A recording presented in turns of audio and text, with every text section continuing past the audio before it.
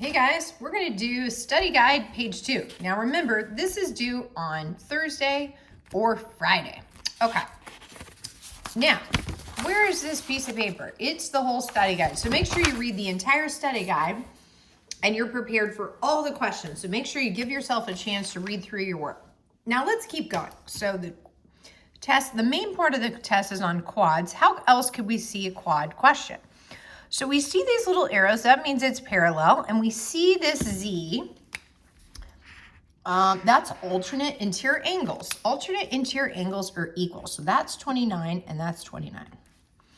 Okay, we can also twist our paper here and see that this parallel line makes a Z with that parallel line. And so these would both be Y. That would be Y, that would be Y. Okay, those are both Y. So let's figure this out. It says, if I look at this top triangle, that's 29, that's 102, and that's Y. So we can add these together, and they should add up to 180.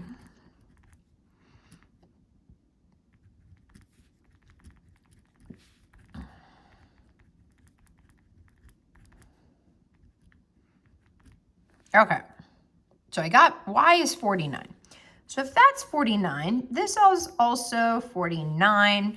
And now we can figure out what Z is. So this triangle down here, this is 49, that's 29, and this is Z.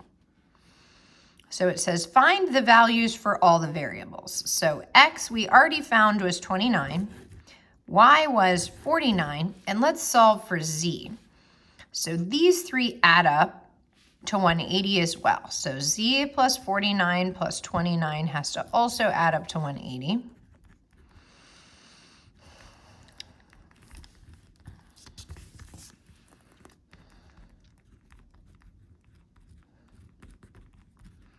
All right, there we go. We solved for the three variables. Okay, so this one's more like the one we did in class. If you have a quadrilateral and we're told it's a parallelogram and we're told this is 5x minus 4, this is 4x plus 7. This is x minus 7. This is 2y minus 6. Okay, what are the values of x and y to force this to be a parallelogram? Okay, so like we did in class, these two pink ones have to be equal length, and these two maroon ones have to be equal because that's always true for parallelograms. So let's set the two big ones together because they both have x's.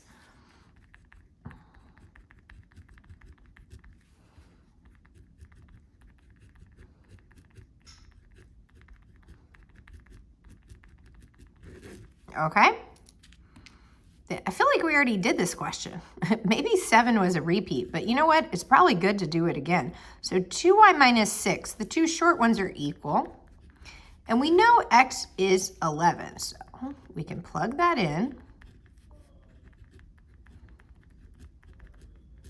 Yeah, I feel like we did this already. All right, and y is 5. Okay. Maybe the study guide had just copied the same one. Now for a rhombus. So what do we know about rhombi or rhombuses? We said today, we know that rhombuses have 90-degree angles in the middle. That ends up happening because all sides are equal. So you end up having 4 congruent triangles that all have equal angles, 90, 90, 90, 90. All right, so it says, what's the measurement of angle 1? Well, we know the measurement of angle 1 is 90.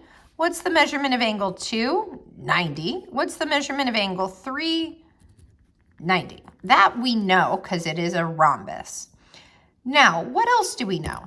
Well, they said angle 1 is also 3x. So we could substitute that in.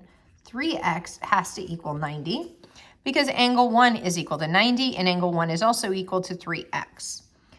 The measure of angle 2 is the expression x plus y. So we can substitute that in where we see the measure of angle 2. And the measure of angle 3 is 30z. So let's solve for each of these.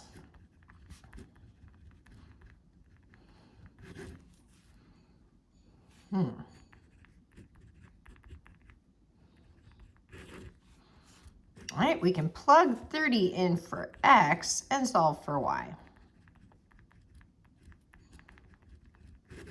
Nice job. So we've solved for all three variables. Now it says DEF is a rectangle, so please draw a rectangle. DF is 5x, so DEFG.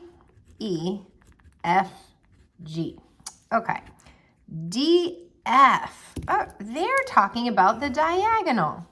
EG, they're talking about the diagonal.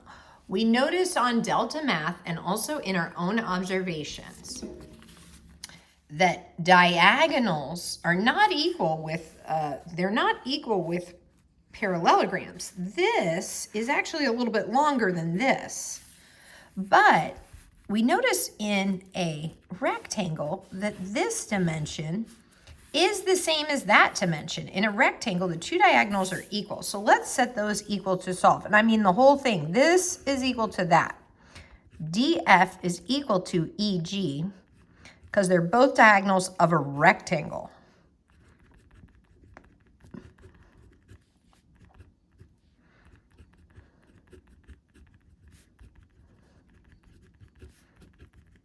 Okay. Then I have another step. It says find x and the length of each diagonal. So I'm going to plug this back in for each one. One of the diagonals is DF, and 5 times x, which is 6, minus 3. So we get 30 minus 3 is 27. The other diagonal should be the same thing. Let's hope. So when x is 6 plus 21, we get 27. So we've confirmed our answer. The diagonal is 27 and x is 6. Okay, let's do it again. The rectangle, DEFG, DF, this whole thing is 2x minus 5, and this whole thing is x plus a negative 3. So we're going to set them equal because we know diagonals of a rectangle are equal. All right, so using substitution,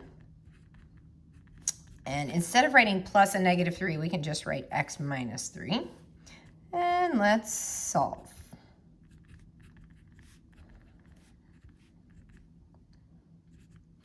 So x is 2, but I'm not done. So they want me to solve for the length of each side. So DF is 2 times x. Well, we know x is 2, minus 5. So 4 minus 5, this stinks. I get a negative 1. And EG, 2 plus a negative 3 is a negative 1. So this is actually a bad problem. I actually don't like this problem because I don't think the diagonal could be negative. Okay, so this is a typo. I should fix it. Last one on this page. Quad. So let's look here. We have a kite. So what does that mean? It means these two adjacent sides are equal and these two adjacent sides are equal length. So let's set these equal and solve. These bottom two are equal and they're both x. So I like that one better. Let's start there. I'm going to set these two bottom legs equal.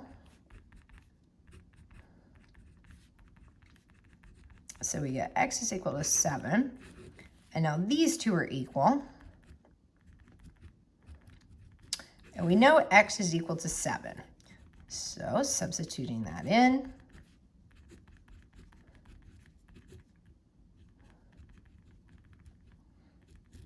Y is 16 and x is 7. Now I can't stop. It says find the values and then the lengths of each side. So we got to substitute this back in. So if y really is 16, 16 take away 4 is 12. If x really is 7, then 7 plus 5 is 12. That's what I was expecting. Those two are equal. Now substituting here, if 2 times 7 plus 5, that's 14, plus 5 would be 19. And if x is 7, 7 plus 12 is 19, and that's what I was expecting. Another curveball they could throw you, but they don't, but they could, is to ask for the perimeter. So the perimeter would be 19 plus 19 plus 12 plus 12. Let's just do that for fun. 19 plus 19 plus 12 plus 12.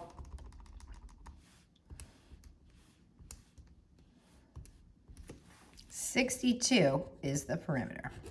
Great job, guys. Check out the next video for page 5.